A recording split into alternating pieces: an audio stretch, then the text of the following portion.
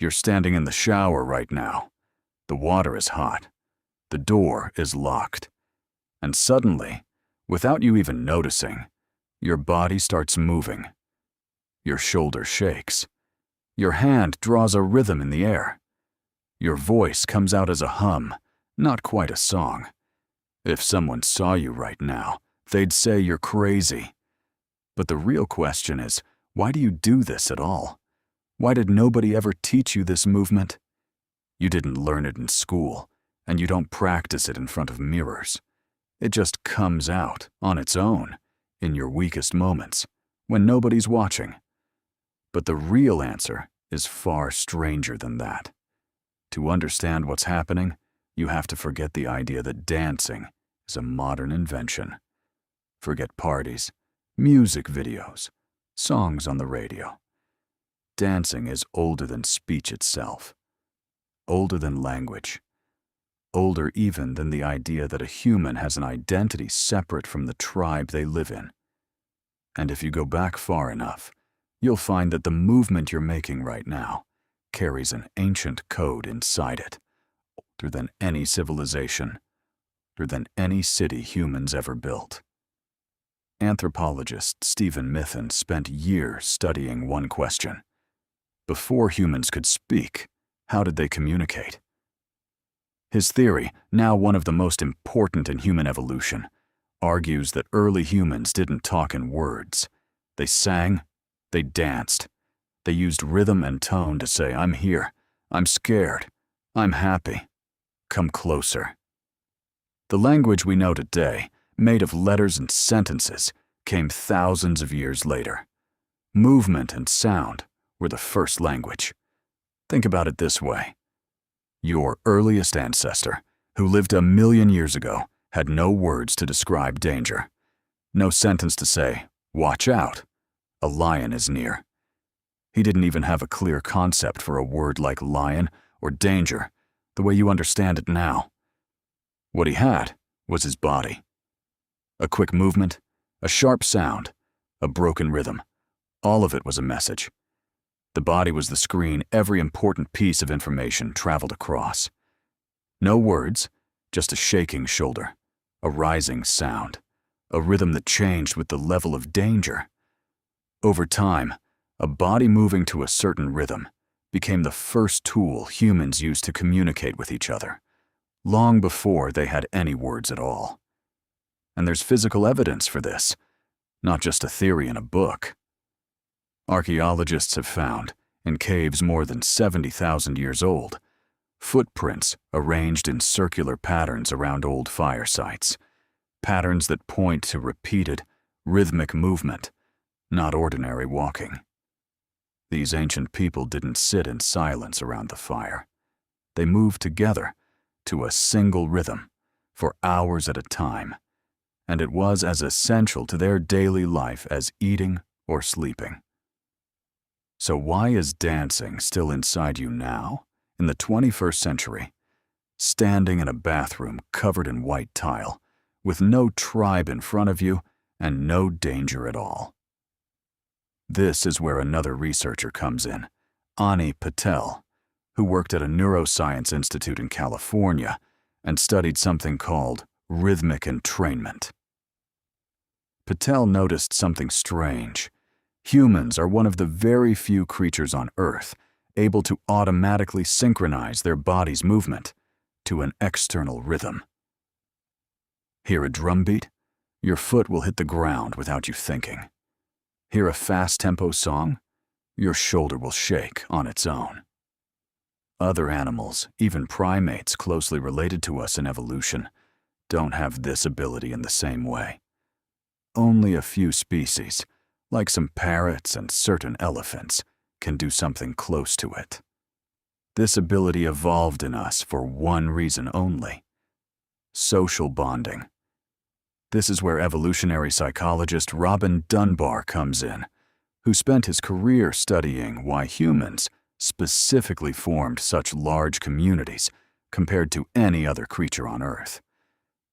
Dunbar found that group dancing and singing released a hormone in the body called endorphin, the same way intense physical effort does. That endorphin creates a feeling of comfort and belonging and makes the body feel safe within the group.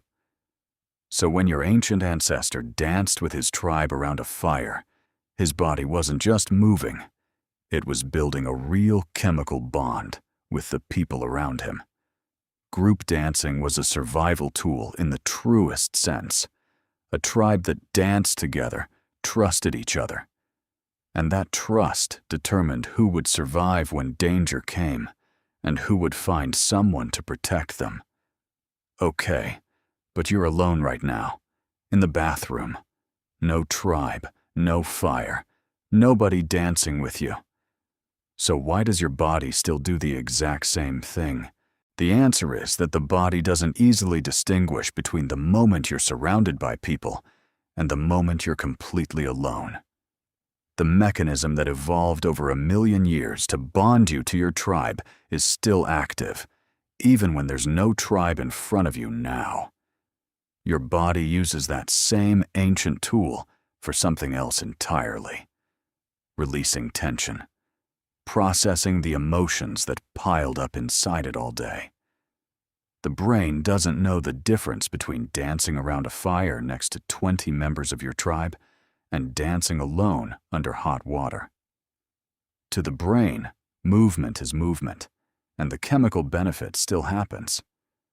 Think about the bathroom specifically. It's one of the very few places in your daily life with complete privacy. Nobody sees you. Nobody judges you. Nobody tells you what you're doing. That privacy opens the door for your body to do what it always did within the tribe, minus the tribe itself. Solo dancing in the bathroom is an echo of a ritual that used to be communal, millions of years ago. A ritual that got cut in half, leaving only the part that lives inside you. There's another important piece here. That sound you make, the hum that isn't quite a full song, has a scientific name. Self-directed, vocal soothing. Humans, since early childhood, use repetitive sound to calm themselves. An infant hums to itself when anxious. A child sings nonsense words while playing alone, without anyone teaching them to. And you, now an adult, still do the same thing, just in a different form at a lower volume. The humming and movement under the shower is the same mechanism that once soothed you as a child, now working inside you as a grown adult. Without you realizing, it's the same thing.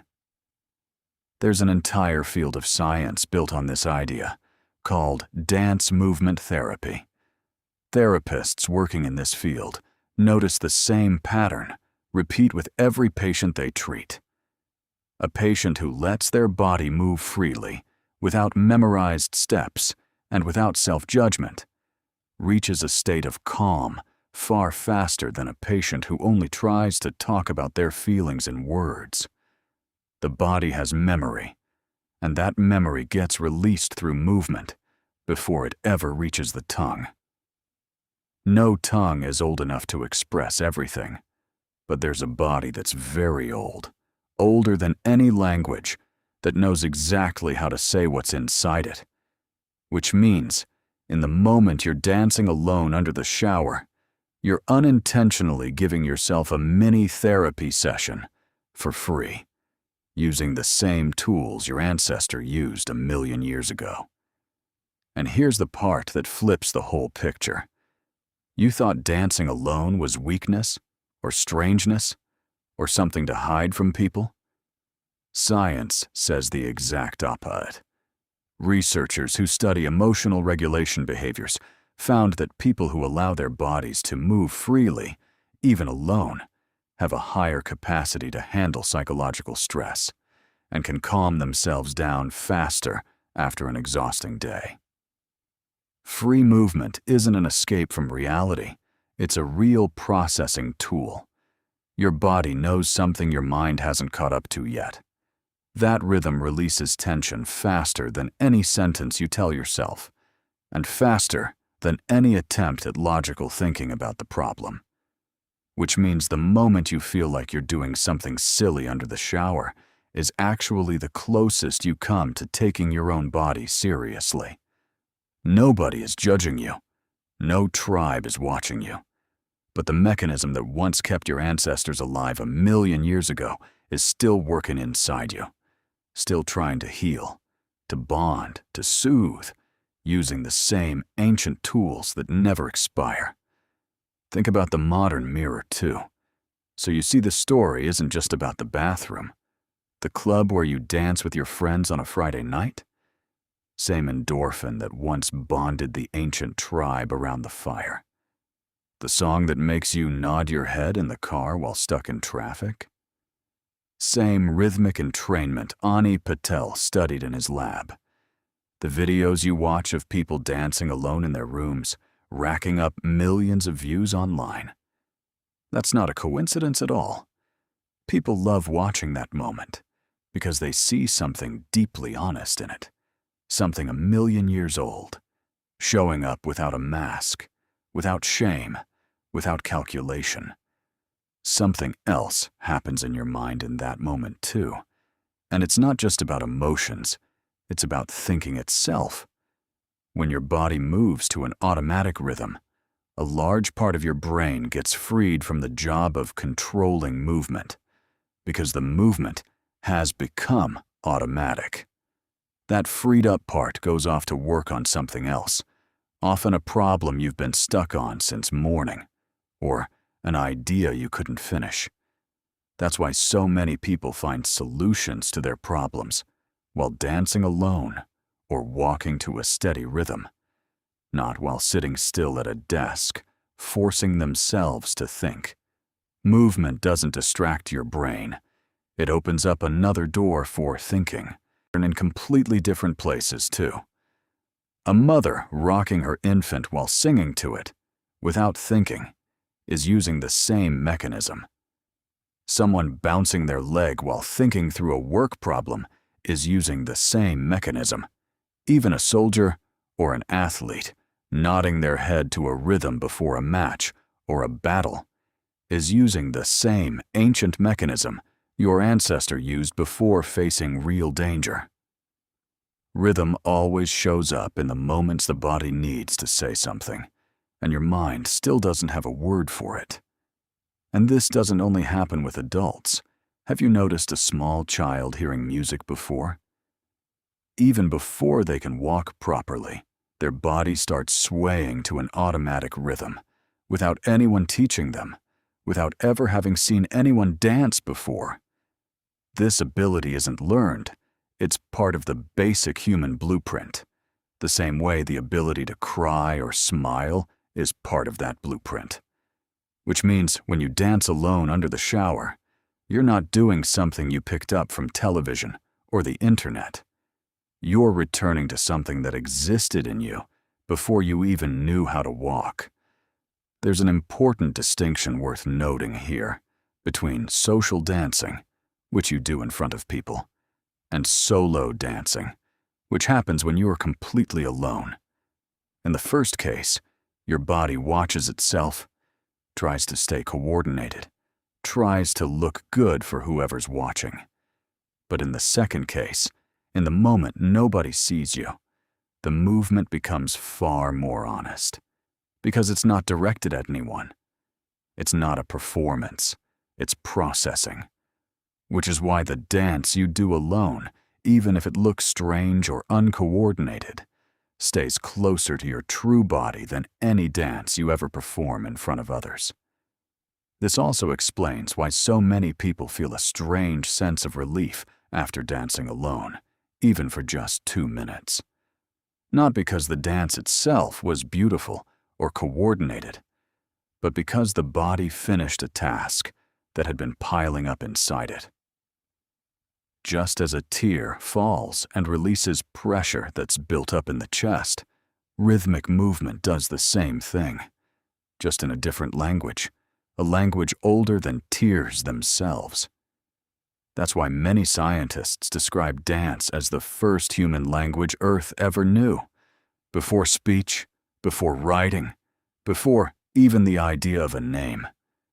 So the next time you find yourself dancing alone under the shower, or in the kitchen making your morning coffee, or in your car at a red light surrounded by other cars, don't be surprised at yourself, and don't be embarrassed. Your body isn't behaving strangely. Your body is doing exactly what it's done for millions of years, keeping you alive, bonding you to yourself when nobody else is there to bond with you, and releasing something your mind still can't release through words. So the next time you stand in the shower, the water hot, the door locked, and your body starts moving without your permission, remember that this moment isn't madness at all. It's your ancestors, who lived before there was ever language or speech at all, still speaking inside you in the exact same way they spoke 1,000,000 years ago, without a single word.